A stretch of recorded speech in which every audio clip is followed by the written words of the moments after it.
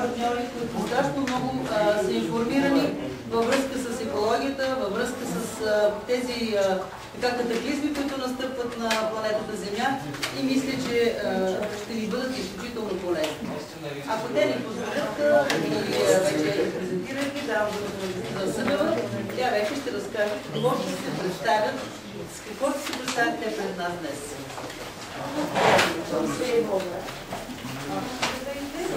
Нашия екоклуб е създаден отдавна, 4 години, но да работим по един проект, който се нарича заедно с вас, исторически, който европейско училище, спортен клуб с секции, клуб млад предприемач, клуб млад лидер, клуб по чужди езици и клуб за младите дами. Тъй като при нас младичите са малко, знаете, че днес е Международния ден на Земята, 27 април, дните за Афганистани. Екоклуб ОПО, което означава помощ за опазване на природата от общественото влияние. Това означава ОПО. Е съпричастен към състоянието на Земята. Глобалното затопляне е само един от проблемите на Земята. Екологичните кризи по различни региони са много жестоки за населението, което е там. Също и катастрофи с глобално значение. В това ни представяне ще застъпим основните неща, които са най-важни и които трябва да се обърне внимание в този ден на Земята. Сега, първо, Мария и Валентин ще ни запознаят по-високо. Глобалното затопляне, някой има ли идея всъщност какво е? Това е повишаване на средната температура на Земята. Много по-високо.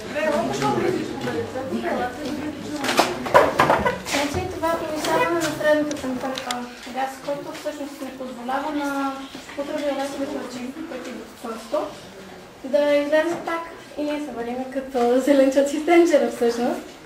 Трябва да спрем да се държим така по принцип. Марко, ще говориш? Най-общо казано, трябва да спрат да се сичат горите и да спрат вредните газове като въглероден диоксид, метан. Което кара самата Земя да се размества и причинява земетресения. Земетресенията активизират вулканите и вулканите изригват. След това загиват хора. Казано, природата ни показва какво може, ако ние не спреме да правим всичко това. И трябва да разсъждаваме по-трезво. Да, по-трезво, така да се каже. Човека не определя какво ще става с Земята. Земята има свой мозък, така да го наречем.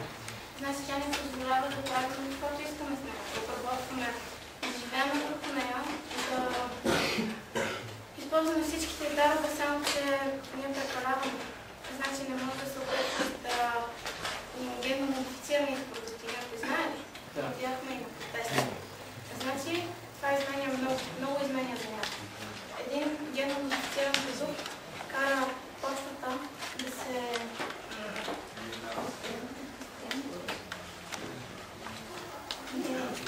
Добре, генно модифицираните първо да обясним какво е. Това е да хванеш едно пиле и да му вкараш гените на прасе. За 45 дена то става огромно. И след това ти го продават и ти го ядеш. След това го продават и го ядеме, но вече се получават много зарази и неща, които всъщност човека не познава до сега и сега се срещава с тях. Значи, учените години от 1050 години след глобалното затопляне до 2005 година беше и се установи, че абсолютно всичките океани с 2 мм се повишават на година, което може да звучи малко, но всъщност е много. И след, да кажем, още 100-200 години може да не сме тук, което е почти сигурно.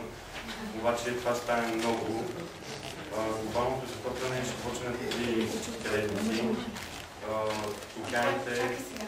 От което всъщност има една теория, че се получи, не се хили там и не се хили близо. В крайна сметка, имаше един филм, даваха го изгубили мисля, за това как един американец. Всъщност американците само да не са подписали договора, че няма да се използват толкова вредни неща. Всички други, Китай, Япония, Европа, абсолютно всички подписват, американците не е толкова хубаво там. Значи, американец изкорва и съди своята държава за това, че те използват толкова вредни неща, което е много правилно. Той обяснява как след разтопяването на самите ледници минава водата, която се изхвърлила, пак вали, няма да време да чак толкова, вали и минава през океан, обаче много по-дълбоко. И оттам се получава един ледников период. Така че първо ще умреме от адска жега и после ще се замъртнем.